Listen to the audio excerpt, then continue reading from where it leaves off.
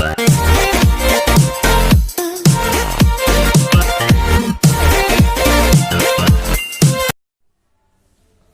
Students, तो आपणे आज आपणो अभ्यासक्रम आगे वधारीए। तो स्वाध्याय 1 ना क्वेश्चन नंबर 8 पर આવી જઈએ। तो स्वाध्याय 1 નો क्वेश्चन नंबर 8 આપેલ છે। x એ આપણને કોઈ અરિક્ત ગણ x આપેલો છે અને x ના તમામ ઉપગણોનો ગણ p of x લીધો છે। તો આપણને ખબર છે p of x એટલે કે ઉપગણોનો ગણ, બરાબર? નો વિચાર કરો અને p of x માં સંબંધ r આ પ્રમાણે વ્યાખ્યાયિત છે, જે નીચે પ્રમાણે છે। તો ઉપગણોનો ગણ a અને b માટે a सबसेट b तो અને તો જ a r b। તો r A p of x પર સામ્ય સંબંધ છે, એ આપણે ચેક કરવાનું છે। હવે સામ્ય સંબંધ માટે આપણને ખબર છે સ્વવાચક, સંમિત અને પરંપરિત થવું જોઈએ। જો ત્રણેયમાંથી કોઈ એક પણ ના થાય તો સામ્ય સંબંધ ના કહેવાય। તો આપણે ચેક કરીએ કે થાય છે કે નથી થતું। એના પહેલા અહીંયા આપણે સમજી લઈએ કે શું આપેલું છે, કે આપણો સંબંધ કેવી રીતે વ્યાખ્યાયિત કરેલો છે। તો r એ આપણે સંબંધ r માં એવા એલિમેન્ટ લેવાના છે કે જે, દાખલા તરીકે અહીંયા a અને b શામાંથી લેવાના છે? p of x માંથી। તો p of x માંથી આપણે a અને b લઈએ અને એ આપણા સંબંધમાં r માં ત્યારે જ આવશે જ્યારે આ a અને b એકબીજાના subset, sorry a subset of b હશે। તો આપણે a સબસેટ ઓફ b હોય તો કહી શકીએ કે a એ b સાથે સંબંધ ધરાવે છે। આપણને ખબર છે a r b આપણે સંબંધ દર્શાવવા માટે બે વસ્તુનું એટલે કે બે સિમ્બલ વાપરતા હતા। દાખલા તરીકે a અને b બંને સંબંધ ધરાવે છે તો a અને b આવી રીતે લખતા હતા બ્રેકેટમાં, અને બીજું લખતા હતા a r અને b। r એટલે કે રિલેશન, ઇંગ્લિશમાં એને સંબંધ, રિલેશન એટલે સંબંધ થાય, બરાબર? આવી રીતે દર્શાવતા હતા। હવે સામ્ય સંબંધ આપણે જોવાનો છે તો આપણે પહેલા સ્વવાચક જોવું પડશે। સ્વવાચકને ખબર છે આપણને કે a બિલોંગ્સ ટુ r હોવું જોઈએ, પહેલું જુડવા હોવા જોઈએ। તો અહીંયાથી તમે ડાયરેક્ટલી તમે જોવું તો જોઈ શકો છો a સબસેટ ઓફ b છે તો જ a r b માં આવશે, એટલે કે સંબંધ r માં આવશે। તો આપણને ખબર છે બંને એક જ ઘટકો લેવાના છે। તો a સબસેટ ઓફ a લેશું તો આ થઈ જશે, આ થઈ જશે। એનો મતલબ શું થયું કે a r a છે, એટલે કે સહવાચક સંબંધ છે। કારણ કે કોઈ પણ સેટ હોય, કોઈ પણ ગણે પોતાનો ઉપગણ હોય જ છે। ઓકે, તો અહીંયા મેં એ જ લખ્યું છે p of x એ અહીંયા શું આપેલું છે લખી દીધું છે ab belongs to p of x માટે આપણે જે પ્રમાણે વ્યાખ્યાયિત કર્યું છે સંબંધ એ લખી દીધો છે। હવે સ્વવાચક માટે આવી જઈએ। સ્વવાચકમાં શું આપણને ખબર છે કે અહીં શું થઈ જાય છે, a સબસેટ ઓફ a થઈ જાય છે। એનો મતલબ શું થઈ ગયો, a r એ સંબંધ r માં છે, બરાબર? તો આપણે એ જ લાવવાનું હોય છે અને આ દરેક r માટે અહીંયા લખવું પડશે, દરેક a belongs to p of x માટે છે, બરાબર? તો એના ઉપરથી શું થઈ ગયું કે r એ સહવાચક છે, કારણ કે આપણે શું લાવવાનું હોય છે, a અહીંયા મોટો એ લીધું છે બિલોંગ્સ ટુ r, બધા a જુડવા આવવા જોઈએ, તો આપણે લઈ લીધું આ કેવી રીતે। હવે સંમિત સંબંધ ઉપર આવી જઈએ। સંમિત સંબંધમાં મેં પહેલા a અને b ઘટકો લીધા છે અને a r b belongs two a r b આપણે લઈ લીધું। એનો મતલબ શું થઈ ગયો, a સબસેટ ઓફ b થયું, બરાબર? એટલે કે આપણા સંબંધમાં a r b છે। હવે આપણને ખબર સંમિત સંબંધ માટે જો a b હોય તો b એ હોવું જોઈએ, બરાબર? r માં। એનો મતલબ શું થઈ ગયો, અહીંયા a b છે તો અહીંયા a r b બરાબર a સબસેટ ઓફ b છે। અહીંયા મોટો એ લીધો છે તો હું અહીંયા પછી મોટો એ જ લખું છું, બરાબર?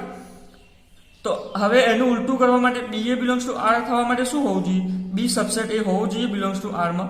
પરંતુ આપણને ખબર છે કોઈ પણ ગણ લેશું આપણે, દાખલા તરીકે અહીંયા હું 1 લઈ લીધો અને બીજો ગણ b લઈ લીધો 1 2, બરાબર? આ શું છે, p of x ના સબસેટ જ છે 1 અને 2। તો હવે a સબસેટ ઓફ b થશે, આનું નામ a આપ્યું b, પરંતુ b સબસેટ ઓફ a થશે નહીં થાય, એટલે દરેક માટે આવું નહીં થાય। એટલે આપણે કહી શકીએ કે અહીં b સબસેટ એ બોલી શકતા નથી, એટલે કે b r એ r માં આવેલ નથી, એટલે કે r એ સંમિત સંબંધ નથી। તો અહીંયા તમે સંમિત સંબંધ પ્રૂફ નથી કર્યું, એનો મતલબ અહીંયા આપણે શું પ્રૂફ કરવાનું હતું કે સામ્ય સંબંધ છે કે નથી। તો હવે તમને ખબર પડી ગઈ કે સંમિત સંબંધ નથી તો સામ્ય સંબંધ નહીં થાય। તો પણ મેં અહીંયા સુધી લખો તો પણ ચાલે, પરંતુ જો એના માર્ક્સ વધારે હોય, 4 માર્ક્સનો એવી રીતે પૂછો એ સવાલ, તો આપણે પારંપરિક પણ ચેક કરી લઈએ તો સારું। તો મેં પણ અહીંયા તમને ચેક કરીને બતાવ્યું છે। શું છે પારંપરિક માટે આપણને ખબર 3 ઘટકો જોશે p of x માં। તો આપણે પહેલું એક લઈ લઈએ a r b લેવું પડશે અને બીજું આપણને ખબર છે b r c લેવું પડશે, b અને r। હવે a r b નો મતલબ શું થાય છે, a સબસેટ ઓફ b। અને BRC નો મતલબ શું થાય છે? બી સબસેટ ઓફ સી. હવે અહીંયાથી તમે જોઈ શકો શું કહે છે? એ બી નો સબસેટ છે, એટલે કે એ બી માં સમાઈ જાય છે અને બી એ શામાં સમાઈ જાય છે? સી માં સમાઈ જાય છે. તો અહીંયાથી આપણે બોલી શકીએ છીએ કે એ સબસેટ ઓફ સી, અથવા તો આને આવી રીતે લખી શકું છું. ઓકે, સી આ સી છે તો એ સબસેટ ઓફ સી લખી શકું છું. એ સબસેટ ઓફ સી હોય તો આપણને ખબર છે જો પહેલું ઘટક બીજાનું સબસેટ હોય તો એ બંને શામાં હોય? સંબંધમાં હોય. તો એ આર સી થઈ ગયું. તો આર એ પરંપરિત પણ થઈ ગયું, એટલે કે સ્પષ્ટ છે કે આર એ સામ્ય સંબંધ નથી, કારણ કે સંમિત સંબંધ નથી. તો પરંપરિત માટે આપણે ચેક કરી લીધું કે પહેલું અને છેલ્લું આરમાં આવેલું છે. બરાબર. હવે આને ઉદાહરણ દ્વારા તમે સમજવું તો બી હું સમજાવી દઉં. ફોર એક્ઝામ્પલ અહીંયા જોઈ શકો છો તમે,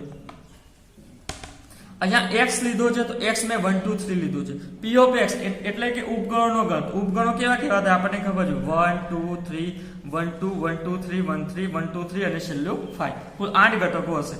તો સહવાચક તો થઈ જશે, એ તમને ખબર પડી ગઈ. એ સબસેટ ઓફ એ. તો અહીંયા કોઈ પણ ઘટક લેવાનો છે, આપણે સામાન્ય લેવાનો p ઓફ x માંથી લેવાનો છે. બરાબર, p ઓફ x માંથી. તો એક લવ તો એ પોતાનો એક સાથે સબસેટ થઈ જ જશે. બરાબર, એક એકમાં સમાઈ જ જશે. એ તો આપણને ખબર છે. એવી રીતે કોઈ પણ ઘટક લો એટલે સહવાચક તો થઈ જશે, પરંતુ સંમિત કેવી રીતે નહીં થાય એવું તમને સમજાવું. તો અહીંયા તમે જોઈ શકો છો. ફોર એક્ઝામ્પલ આપણે શું લેવાનું છે? એ અને બી લેવાનું હોય છે. તો હું અહીંયાથી એ લઈ લઉં છું 2 અને બી લઈ લઉં છું 1 2. તો અહીંયાથી તમે જોઈ શકો શું થાય છે? એ સબસેટ ઓફ બી થાય છે. એનો મતલબ શું થઈ ગયો? એ આર બી તો છે. હવે આપણે એ આર બી તો લઈ લીધું. હવે બી આર એ લાવવાનું છે આના માટે, પરંતુ અહીંયાથી તમે લખી શકો છો બી સબસેટ ઓફ એ. ના લખી શકો, કારણ કે 1 2 છે એ એકમાં આવી શકતા નથી, કારણ કે અહીંયા 1 પછી 2 રહી જાય છે. ઓકે, તો એનો મતલબ શું થયો? કે સંમિત સંબંધ થશે નહીં. હવે પરંપરિત માટે જોવું છે તો અહીંયા આપણે પરંપરિત થઈ જાય છે. તો પરંપરિત માટે આપણે એ લીધું, આ બી લીધું અને આપણે અહીંયા શું લખીએ છીએ? એ આર બી, એટલે કે એ સબસેટ ઓફ બી. તો અહીંયાથી એ સબસેટ ઓફ બી તો થઈ જાય છે. હવે બીજું આપણે લઈ લેવું પડશે બી આર સી, એટલે કે બી માટે આપણે 1 2 લેવું પડશે અને સી માટે હું લઈ લઉં છું 1 2 3 મોટો સેટ. બરાબર, તો 1 2 3 લખ્યું તો અહીંયા શું થાય છે? બી સબસેટ ઓફ સી. બરાબર, એનો મતલબ શું થયું? આ થાય છે. તો અહીંથી આપણે સાબિત છેલ્લે શું કરવાનું હતું? એ સબસેટ ઓફ સી. અહીંયા જો હું લખ્યું છે એ સબસેટ ઓફ સી મેં સાબિત કર્યું. તો અહીંયાથી થાય છે કે નથી થતું? જુઓ, દેખાઈ જ આવશે તમે. એ બરાબર શું છે? આપણે 2 છે, અહીંયા વચ્ચે જગ્યા રાખું છું, અને સી બરાબર શું છે? 1 2 3. તો અહીંયાથી દેખાય છે સબસેટ છે, એટલે કે પરંપરિત પણ થઈ જશે. બરાબર. હવે 9મા દાખલા ઉપર આવી જઈએ. 9મો દાખલો પણ એના જેવો જ છે, પરંતુ અહીંયા દ્વિક્રિયા માટે છે. x નો ઘાતગણ આપેલો. ઘાતગણ એટલે ઉપગણોનો ગણતર p ઓફ x. અને દ્વિક્રિયા આપણને ખબર કેવી રીતે વ્યાખ્યાયિત થાય છે, અને વ્યાખ્યાયિત અહીં કરી છે a સ્ટાર b બરાબર a છેદગણ b.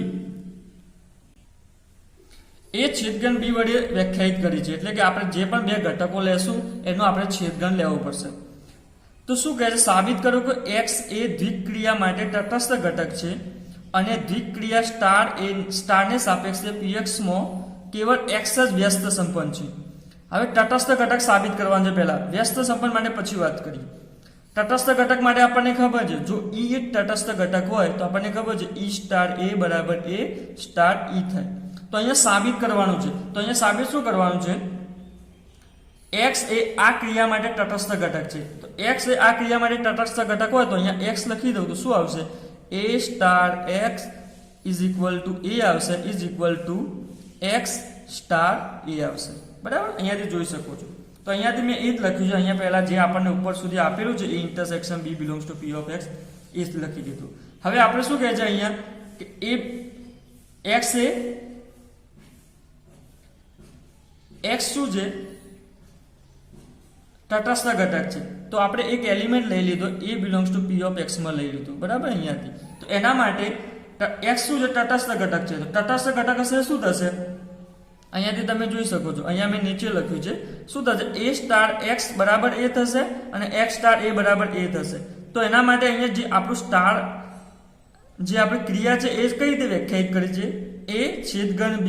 તો આપણે લખી દઈએ a છેદગણ બીજો ઘટક કયો છે? x બરાબર a x છેદગણ a. તો હવે શું થશે?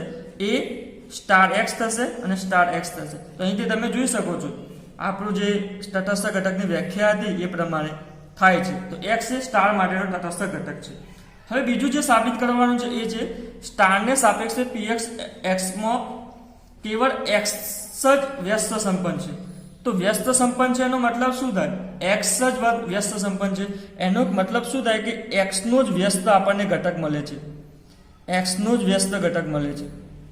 ઓકે, તો આપણે એક્સ નો વ્યસ્ત ઘટક માટે શું કરતા હતા? ખબર છે કે એક્સ નો વ્યસ્ત ઘટક મળે છે તો એક્સ સ્ટાર જે પણ વ્યસ્ત ઘટક હોય, અહીંયા દાખલા તરીકે બી હોય, તો અને આપણે જવાબ શું આવવો જોઈએ? તટસ્થ ઘટક. અને અહીંયા તટસ્થ ઘટક શું છે? એક્સ છે. અને અહીંયા જો આપણે લખવું હોય દ્વિક્રિયા તો સ્ટારની જગ્યાએ છેદગણ અને અહીંયા કંઈક આપણે મૂકવું પડશે અને જવાબ એક્સ આવવો પડશે. પરંતુ અહીંયા શું કહે છે? અહીંયા કહી દીધું છે કે સાબિત કરો કે પીએફ એક્સમાં એક્સ જ વ્યસ્ત સંપન્ન છે. બરાબર, એક્સના સિવાય કોઈ વ્યસ્ત સંપન્ન નથી. તો અહીંયા તમે જોઈ શકો છો કે એક્સને આપણે વ્યસ્ત સંપન્ન સાબિત કરવાનું છે. તો અહીંયા ઇન્ટરસેક્શન એટલે કે છેદગણ છે. તો અહીંયા શું મૂકશો તો જવાબ એ જ આવશે. કારણ કે એક્સ નું વ્યસ્ત સંપન્ન શોધવાનું છે. તો આપણને ખબર છે એક્સ સ્ટાર કંઈક અહીંયા બી છે, બરાબર, ઈ આવવું જોઈએ અને બી સ્ટાર એક્સ થવું જોઈએ. તો અહીંયા મેં એક્સ સ્ટારની જગ્યાએ છેદગણ છે અહીંયા, તો છેદગણ લખી દીધો. અહીંયા કંઈક મૂકવું પડશે અને ઈ એટલે કે તટસ્થ ઘટક આવવો જોઈએ. તો હવે તમને ખબર છે કે અહીંયા શું મૂકશો તો તટસ્થ ઘટક આવશે? તો ખાલી એક્સ જ પોસિબલ છે. તો એક્સ મૂકશો તો જ તટસ્થ ઘટક આવશે. હું આને કઈ રીતે સમજાવી શકું? અહીંયા તમને સમજાવી શકું છું. જુઓ, એક્સ બરાબર આપણા પાસે 1 2 3 છે અને આપણે શું કરવાનું છે? 1 2 3 નો જ વ્યસ્ત ઘટક શોધવાનો છે. તો અહીંયા છેદગણ છે, અહીંયા હું શું મૂકું તો જવાબ શું આવવો જોઈએ? 1 2 3. એટલે કે અહીંયા એક્સ છે, આ પણ એક્સ છે. બરાબર, અહીંયા દેખાતું નહીં, સોરી. ચલો અહીંયા જોઈ લો, ફરી વાર હું લખું છું. દાખલા તરીકે અહીંયા એક્સ ઘટક આપણને આપેલો છે, અહીંયા જોઈ શકો છો 1 2 3. તો 1 2 3 હું લઈ લઉં છું એક્સ. બરાબર, એક્સ. હવે છેદગણ આપણે કરવાનું છે. તો અહીંયા છેદગણ હું લખી જ દઉં છું, છેદગણ. અને અહીંયા કંઈક મૂકવું પડશે અને જવાબ આપણે ઈ લાવવો પડશે. ઈ તો અહીંયા શું છે? એક્સ જ છે, એટલે કે 1 2 3. તો હવે તમે મૂકો અહીંયા છેદગણમાં શું મૂકશો તો જવાબ 1 2 3 આવશે. તો અહીંયાથી તમે જુઓ, જો હું 3 મૂકીશ, 4 મૂકીશ, 5 1 2 મૂકીશ, ચાલશે? દાખલા તરીકે અહીંયા જો હું 1 2 મૂકીશ તો શું જવાબ આવશે? અહીંયા 1 2 જ આવશે, કારણ કે અહીંયા છેદગણ છે. યોગગણ હોત તો 1 2 3 આવી જાય, બરાબર. પરંતુ અહીંયા શું છે? છેદગણ છે, 1 2 જ જવાબ આવશે. એટલે કે 1 2 3 આવતું નથી, ઈ આવતું નથી, તો આ ના લઈ શકાય. તો અહીંયા એક જ પોસિબિલિટી છે, શું છે? 1 2 3 લેવા પડે, એટલે કે અહીંયા એક્સ લેવું પડે. બરાબર, તો એક્સ ઇન્ટરસેક્શન એક્સ કરીશું ત્યારે જ એક્સ આવશે. તો અહીંયા માટે એક્સ ઇન્ટરસેક્શન એક્સ કરીશું ત્યારે જ એક્સ આવશે. બરાબર, અહીંયા તો અહીંયા મેં એ જ લખ્યું છે કે વ્યસ્ત સંપન્ન ઘટક માટે એક્સ ઇન્ટરસેક્શન એક્સ બરાબર એક્સ આવે. એનો મતલબ શું થઈ ગયું? એક્સ સ્ટાર એક્સ બરાબર એક્સ આવ્યું તો x belongs to P of x થઈ ગયું. એટલે આપણે કહી શકીએ સ્ટાર દ્વિક્રિયા માટે ફક્ત એક્સ નો જ વ્યસ્ત ઘટક મળે છે. ઓકે, અને ફક્ત એક્સ નો જ મળે છે એનો મિનિંગ શું થયું? એક્સ ના સિવાય બીજા કોઈનું પણ નથી મળતું. તો તમે અહીંયા જોઈ શકો છો એક્સ બરાબર આપણે 1 2 3 છે, એના સિવાયનું હું કોઈ ઘટક લઈ લઉં 3, ફોર એક્ઝામ્પલ તરીકે 3 લઈ લઉં છું અને આપણે વચ્ચે ઇન્ટરસેક્શન છે અને અહીંયા કંઈક મૂકવું પડશે અને જવાબ શું લાવવો પડશે? 1 2 3. કારણ કે આ શું છે? ઈ છે. આપણા દાખલામાં અહીંયા આઈડેન્ટિટી શું છે? એટલે કે તટસ્થ ઘટક એક્સ જ છે. અહીંયા આપેલું છે, જો એક્સ એ આ ક્રિયા માટે તટસ્થ ઘટક છે. તો એક્સ એ તટસ્થ ઘટક મેં લખી દીધું. હવે તમે અહીંયા કંઈ પણ મૂકી શકશો કે 1 2 3 આવે? ના મૂકી શકો, કારણ કે અહીંયા આપણી પાસે 1 2 3 1 સિવાય કશું છે જ નહીં. અને આપણે છેદગણ છે તો 3 સિવાય કશું આવવાનું છે નહીં. તમે કોઈ પણ મૂકો, દાખલા તરીકે 1 2 3 મૂકશો તો 3 જવાબ આવશે. અથવા તો 1 2 3 સિવાય ખાલી 2 મૂકીશ તો શું આવશે? 5 આવશે. પરંતુ 1 2 3 નહીં આવે. એનો મતલબ શું થઈ ગયો કે કોઈ પણ ઘટકનું આપણને વ્યસ્ત ઘટક નથી મળતું સિવાય એક્સ સિવાય બીજા કોઈ પણ ઘટકનું વ્યસ્ત ઘટક મળતું નથી. બરાબર, હવે અહીંયા આ સાબિત થઈ. હવે આપણે 10મા દાખલા ઉપર આવી જઈએ. 10મો દાખલો આપણે આગળ કરેલા જ છે. આવા શું છે? 1 2 3 નાથી 10મો દાખલો નથી કરેલો, 11મો દાખલો કરેલો છે. તો 10મા દાખલામાં ખાલી આપણે ગણ આપેલો છે 1 2 3 થી 1 2 3 ઉપરનું સુધીનું વ્યાપ્ત વિધેય આપેલું છે અને વિધેય આપણે શોધવાનું છે એમાં વ્યાપ્ત વિધેયોની સંખ્યા શોધો. તો વ્યાપ્ત વિધેયોની સંખ્યા શોધવા માટેનો તમે ફોર્મ્યુલા યાદ રાખી લેવાનું કે વિધેય દાખલા તરીકે આપણને a થી b નું આપેલું છે, તો a માં કેટલા ઘટકો છે, અહીંયા a થી a નું આપેલું છે, બરાબર, બંને એક જ લીધા છે. તો a માં બે દાખલા તરીકે 2 ઘટકો છે અને b માં પણ 1 2 એટલે કે 2 ઘટકો છે. તો જેટલા પણ ઘટકો હોય એને n કહી દેવાના અને વ્યાપ્ત વિધેયોની સંખ્યા પૂછે તો શું કરી દેવાનું, એનો ફેક્ટોરિયલ કરી દેવાનું, બરાબર. એ નીચે આપણે ફેક્ટોરિયલ કરતા હતા એવી રીતે, બરાબર. તો અહીંયા અમે લખ્યું છે ગણ એમાં ઘટકોની સંખ્યા કેટલી છે, n છે. તો a થી a પરના વ્યાપ્ત વિધેયોની સંખ્યા n ફેક્ટોરિયલ થાય. દાખલા તરીકે હું તમને એક્ઝામ્પલ અહીંયા લઉં, f થી અહીંયા 1 2 છે અને બીજું વિધેય અહીંયા 1 2 છે. તો અહીંયા હું તમને પૂછું કે કેટલા વ્યાપ્ત વિધેયોની સંખ્યા છે, વ્યાપ્ત વિધેયોની સંખ્યા. તો અહીંયા શું છે, ગણમાં કેટલા એલિમેન્ટ આવેલા છે, n. દાખલા તરીકે આને હું a કહી દઉં તો 1 2, તો n બરાબર શું છે, 2 છે. તો આપણો જો વ્યાપ્ત વિધેયોની સંખ્યા કે તો 2 ફેક્ટોરિયલ. તો 2 ફેક્ટોરિયલ આપણે કઈ રીતે શોધીએ છીએ, 2 ગુણ્યા 1 બરાબર 2, એટલે કે વ્યાપ્ત વિધેયોની સંખ્યા 2 આવશે. એવી રીતે એક એક વિધેયોની સંખ્યા શોધવા માટે મેં તમને કહ્યું શું હતું, NPR વાળું સૂત્ર, બરાબર. એ તો તમને યાદ આગળ થઈ ગયું છે. હવે અહીંયા આવી જઈએ, s અને t ગણ આપેલા છે અને અસ્તિત્વ હોય તો f st t માટે f ઇન્વર્સ શોધો. અસ્તિત્વ હોય એના માટે f ઇન્વર્સ શોધવાનું છે. આપણને ખબર છે કે વ્યસ્ત સંપન્ન ઘટક વિધેય શોધવા માટે, વ્યસ્ત વિધેય શોધવા માટે અથવા તો પ્રતિ વિધેય શોધવા માટે આપણે શું કરીએ છીએ, પહેલા તો ચેક કરીએ છીએ કે આ વિધેય એક એક અને વ્યાપ્ત થાય છે. આગળ આપણે કરેલું છે તો અહીંયા પહેલા ચેક કરી લેવાનું. અહીંયા આપણને ગણ st ઉપરનું વિધેય f આપેલું છે અને વિધેય f કઈ રીતે વ્યાખ્યાયિત કરેલું છે, અહીંયા આપેલું છે. s માં કેવા ઘટકો છે, a b અને c અને 1 2 3. અહીંયા a કોના ઉપર જાય છે, 3 ઉપર, b 2 ઉપર જાય છે અને c 1 ઉપર જાય છે. તો અહીંયાથી આપણે ચોખ્ખું દેખાય છે કે એક એક અને વ્યાપ્ત છે, કારણ કે ક્યાંય ગ્રેટર ધેન બનતું નથી એટલે કે એક એક છે, બરાબર. અને વ્યાપ્ત માટે અહીંયા જે આપણો સહપ્રદેશ છે એમાં કોઈ ઘટક બાકી નથી રહી જતું. જો બાકી રહી જાય તો આપણે વ્યાપ્ત ના કહી શકીએ. એટલે કે અહીંયા એક એક અને વ્યાપ્ત વિધેય છે. અહીંયા મેં એક એક લખ્યું છે એટલે તમે એક્ઝામમાં એક એક આવું ના લખતા, તમે એક એક લખજો, બરાબર. અહીંયા મેં સિમ્બોલમાં ખાલી લખ્યું છે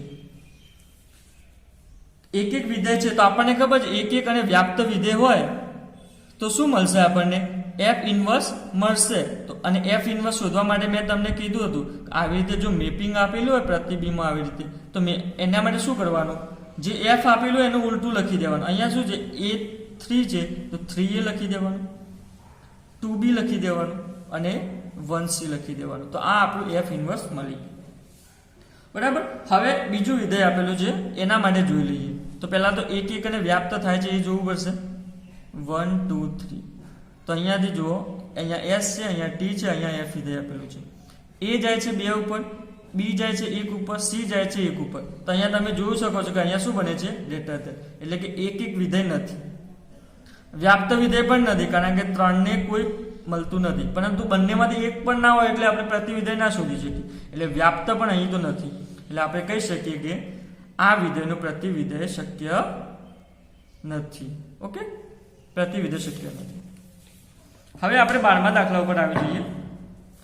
12મો દાખલો છે, 2 દ્વિક્રિયાઓ આપેલી છે, એના માટે આપણે સાબિત કરવાનું છે બધું. તો પહેલો a સ્ટાર b બરાબર માનાંકમાં a માઇનસ b આપેલી છે અને બીજી a o b છે બરાબર a. અહીંયા a o b એટલે 2 એલિમેન્ટ લેવાના, એનો જવાબ શું આવવો જોઈએ, પહેલો એલિમેન્ટ આવવો જોઈએ. a o b બરાબર આપણે કોઈ પણ 2 લઈએ તો પહેલો જે એલિમેન્ટ એ લખી દેવાનો, એનો મતલબ એમ કહેવા માંગે છે, બરાબર. અને આ દ્વિક્રિયાઓ r થી r પણ વ્યાખ્યાયિત કરેલી છે અને સાબિત કરો કે સ્ટાર એ સમક્રમી છે પરંતુ જૂથના નિયમનું પાલન કરતી નથી. તો પહેલા સ્ટાર એ શું છે, સમક્રમી છે. તો સમક્રમી માટે આપણને ખબર છે શું હોવું જોઈએ, a સ્ટાર b બરાબર b સ્ટાર એ થવું જોઈએ. તો આપણે અહીંયા લઈ લઈએ સમક્રમી માટે a સ્ટાર b લઈ લીધું. a સ્ટાર b આપણને ખબર કેવી રીતે વ્યાખ્યાયિત છે, માનાંકમાં a માઇનસ b અને b સ્ટાર એ આપણે લખવું પડશે.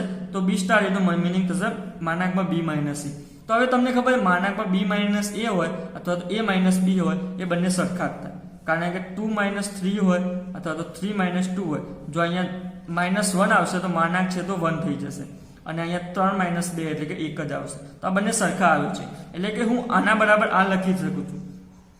પરંતુ આ શું છે, એ સ્ટાર બી જ છે તો એ સ્ટાર બી લખી દીધું. તો અહીંયાથી આપણે તમે જોઈ શકો છો કે અહીં આ બે શું છે ઇક્વલ થઈ જાય છે, એટલે કે સમક્રમિક થઈ જાય છે. બરાબર. હવે જૂથના નિયમનું પાલન અનુસરતી નથી. આપણે આ જે દ્વિક્રિયા સ્ટાર છે એ જૂથના નિયમને અનુસરતી નથી એ બતાવવાનું છે. તો જૂથના નિયમને અનુસરતી નથી તો આપણને ખબર અનુસરતી નથી તો આપણે કોઈ એક્ઝામ્પલ લઈ લઈએ. એક્ઝામ્પલથી આપણે કોઈ એક એક્ઝામ્પલ માટે અનુસરે નહીં તો એનો મતલબ શું થઈ જાય કે એ અનુસરતી નથી જૂથના નિયમ. તો આપણે એક્ઝામ્પલ અહીંયા લઈ લીધો છે 5, 8 and 10. તો પહેલા મેં 5 સ્ટાર 8 સ્ટાર 10 કર્યું. તો 5 સ્ટાર 8 નો મિનિંગ શું થાય છે આપણને ખબર છે a સ્ટાર b શું આપેલું છે માનાંકમાં a માઇનસ b. તો પહેલો અને બીજાની બાદબાકી કરવાની માનાંકમાં. તો આનો જવાબ આવશે +3 સ્ટાર 10. તો સ્ટાર 10 નો મિનિંગ થશે એટલે કે 3 સ્ટાર 10 નો મિનિંગ થશે 3 માઇનસ 10 માનાંકમાં. જવાબ આવશે 7. બરાબર. એવી રીતે બીજું આપણે અહીંયા લેવું પડશે. તો તમે જોઈ શકો છો કે પહેલા 8 સ્ટાર 10 ને આપણે સાદુરૂપ આપીશું તો 8 માઇનસ 10 કરીશું તો 2 આવશે. પછી 5 સ્ટાર 2 ને સાદુરૂપ આપશું તો માનાંકમાં 5 માઇનસ 2 ઇઝ ઇક્વલ ટુ 3 આવશે. તો અહીં તમે ચોખ્ખું જોઈ શકો છો કે આ બંને ઇક્વલ નથી, એટલે કે જૂથના નિયમનું પાલન કરશે નહીં. હવે આગળ બીજું શું કરવાનું છે અહીંયા જુઓ. જે બીજો આપણો ઘટક છે ઓ જૂથના નિયમને અનુસરે છે પરંતુ સમક્રમી નથી. તો જૂથના નિયમને અનુસરે છે પરંતુ સમક્રમી નથી. તો આપણે પહેલા સમક્રમી નથી એ જોઈ લઈએ. તો ઓ માટે મેં વિચાર્યું છે તો પહેલા AOB લખવું પડશે. શું આવશે a, કારણ કે આપણને AOB વ્યાખ્યાયિત કેવી રીતે કર્યું છે a વડે, કે પહેલો ઘટક લખી દેવાનો એટલું યાદ રાખવાનું. હવે BOC શોધવું પડશે. BOC એટલે કે પહેલો ઘટક લખવાનો છે તો b આવી જશે. ઓકે. તો અહીંથી તમે ચોખ્ખું જોઈ શકો છો કે અહીંયા આ બે ઇક્વલ નથી, એટલે કે સમક્રમી નથી. ઓકે. હવે જૂથના નિયમ માટે આવી જાય. તો જૂથના નિયમ માટે આપણે ABC 3 લેવા પડશે. તો પહેલા મેં આ જોડને સાદુરૂપ આપશું, પછી C ને લેશું. તો આનું આપશો તો AOB નો મિનિંગ તો આપણને ખબર છે શું થાય છે A અને O વચ્ચે M ને M મૂક્યો અને C મૂક્યો. હવે આ AOC નો મિનિંગ શું થાય છે પહેલો ઘટક લખી દેવાનો. આપણને એટલું યાદ રાખો કે કોઈ પણ બે આપેલા છે O માટે તો પહેલો ઘટક જે હોય એ લખી દેવાનો. ઓકે. હવે એવી રીતે બીજું માટે લઈએ તો BOC છે. તો BOC માં પહેલો ઘટક કયો છે B છે તો B લખી દીધો. હવે વધ્યું AOB. AOB માં પહેલો ઘટક કયો છે A તો A લખી દીધો. અહીંયાથી તમે જોઈ શકો છો કે બંને ઇક્વલ છે. એનો મતલબ શું થાય કે જૂથના નિયમનું પાલન કરે છે. હવે એના પછી આગળ આવે છે કે પરંતુ અહીંયા જોવાનું છે. અહીંયા આપણે પછી આગળ સાબિત કરવાનું છે કે આ બંને ઇક્વલ થાય છે. એટલે કે A સ્ટાર B BOC બરાબર A star B O A star C. આ એક જાતનું શું છે વિભાજનનો નિયમ છે. તમને ખબર હતો ગુણાકાર માટે આપણને કરીએ છીએ A + B is equal to શું કરીએ છીએ A * + B is equal to શું કરીએ છીએ AB + AC, એટલે કે AB + AC. તો આને શું કહીએ છીએ આપણે વિભાજનનો નિયમ. એટલે કે અહીંયા ગુણાકાર છે એ ગુણાકાર અથવા તો આવી રીતે કહી શકીએ. અહીંયા શું છે સરવાળો છે અંદર, તો સરવાળા પર શાનો ગુણાકારનો, અહીંયા સરવાળા ઉપર આપણે બધું કર્યું ને અહીંયાથી, તો ગુણાકારનો વિભાજનનો નિયમ કહેવામાં આવે છે. તો અહીંયા ક્રિયા શું હતી ગુણાકાર હતી અને સરવાળો હતો. તો એવી રીતે અહીંયા આપણે જોવાનું છે A star B star C બરાબર A સ્ટાર B અને O A સ્ટાર C એવી રીતે જ આપેલું છે. જુઓ અહીંયાથી અહીંયા કર્યું છે અને અહીંયાથી અહીંયા કર્યું છે અને વચ્ચે O એમને એમ રાખ્યું છે. તો પહેલા આપણે આ બંને ઇક્વલ બતાવવાનું છે. તો પહેલા આપણે ડાબી બાજુ લઈ લઈએ. તો ડાબી બાજુ મેં લઈ લીધી. તો પહેલા આપણને ખબર છે કે કૌંસનું આપણે સાદુરૂપ આપવું પડશે. તો BOC નો મતલબ શું થાય મેં કીધું પહેલો ઘટક લખી દેવાનો આંખ બંધ કરી. તો પહેલો ઘટક B આવશે. હવે A સ્ટાર B નો મિનિંગ શું થાય છે માનાંકમાં A માઇનસ B. તો આ આટલું આવે. હવે આપણે જમણી બાજુ લઈ લઈએ. તો જમણી બાજુમાં શું થશે A સ્ટાર B છે A સ્ટાર C છે. તો પહેલા આપણે કૌંસવાળાનું સાદુરૂપ આપવું પડશે. તો સ્ટાર આપણું ઓપરેશન શું છે A માઇનસ B છે માનાંકમાં. તો અહીંયા A માઇનસ B લખ્યું, વચ્ચે O છે અને વચ્ચે આ A માઇનસ C આવશે. બરાબર. તો આ બંને ઘટકો અલગ અલગ છે. હવે આ વચ્ચે ઓપરેશન કયું છે એટલે કે ક્રિયા કઈ છે O, અને O ક્રિયા શું કહે છે પહેલું ઘટક એ લખી દેવાનું. તો અહીંયા પહેલો ઘટક શું છે A માઇનસ B એ લખી દેવાનું. તો અહીંયાથી તમે જોઈ શકો છો કે ડાબા બરાબર જબા થઈ જાય છે. એટલે કે O પર વિભાજનનો નિયમ પાલન કરે છે. તો આને શું કહેવાય સ્ટાર ક્રિયા એટલે કે સ્ટાર એ O પર વિભાજનનો નિયમ છે. અહીંયા આપણે શું કર્યું હતું, અથવા તો આપણે કહી શકીએ છીએ કે સરવાળા પર ગુણાકારનું વિભાજન નિયમ. તો આના પ્રમાણે કેવું હતું, ગુણાકાર એ સરવાળા પરનો વિભાજનનો નિયમ છે. બરાબર, ગુણાકાર એ સરવાળા પરનો. તો અહીંયા સ્ટાર એ ઓ પરના વિભાજનનો નિયમ છે. હવે એના નીચે બીજું આપણને કીધું છે શું, દ્વિક્રિયા ઓ એ દ્વિક્રિયા સ્ટાર પર વિભાજનનો નિયમ થશે.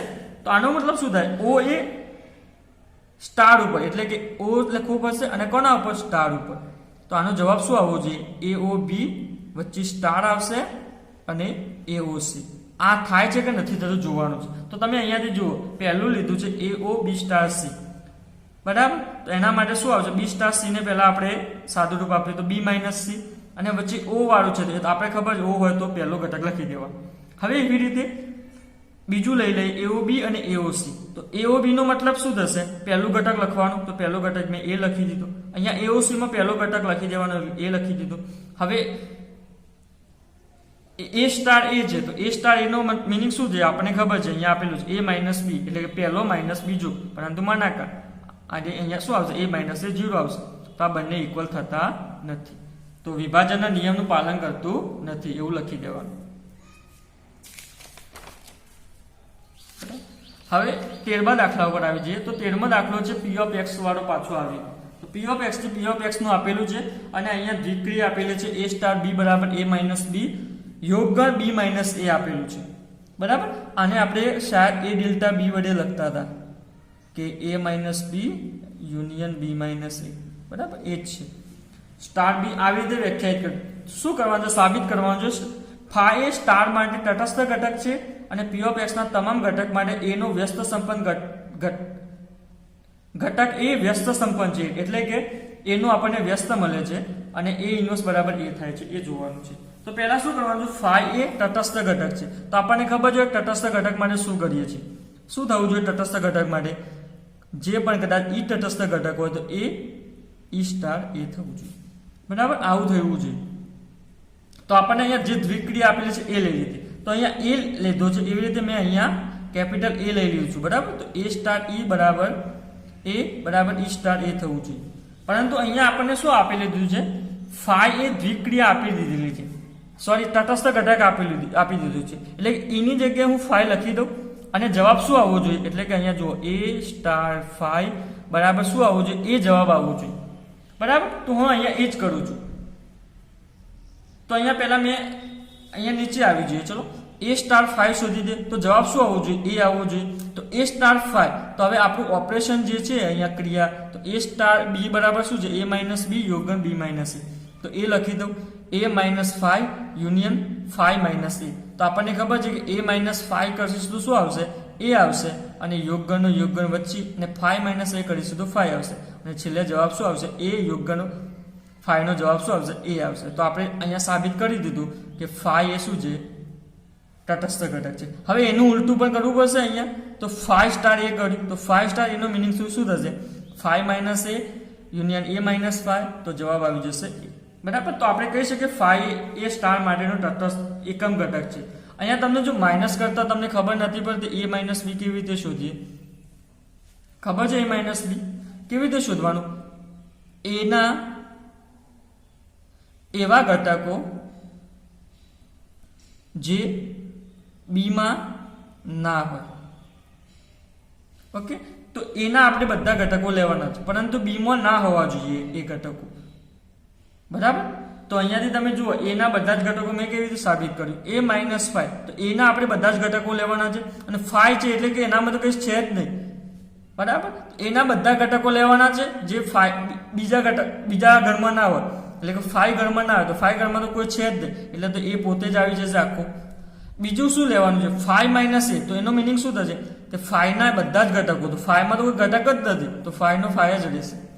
ઓકે, તો ફાઈના એવા બધા ઘટકો જે એમાં ના હોય એ લખવાના છે. ફાઈમાં કોઈ ઘટક જ નથી તો પછી એના ઘટકો ક્યાંથી લખશું. ઓકે, તો એવી રીતે તમે જોઈ શકો છો. તો તટસ્થ ઘટક એટલે કે એકમ ઘટક આપણે ફાઈને ખાલી ગણને સ્ટાર માટેનો એકમ ઘટક આપણે સાબિત કરી દીધું. બરાબર, હવે બીજું સાબિત શું કરવાનું, પી ઓફ એક્સ ના તમામ ઘટક એ વ્યસ્ત સંપન્ન છે. એટલે કે આપણે પી ઓફ એક્સ નું જે પણ ઘટક લેશું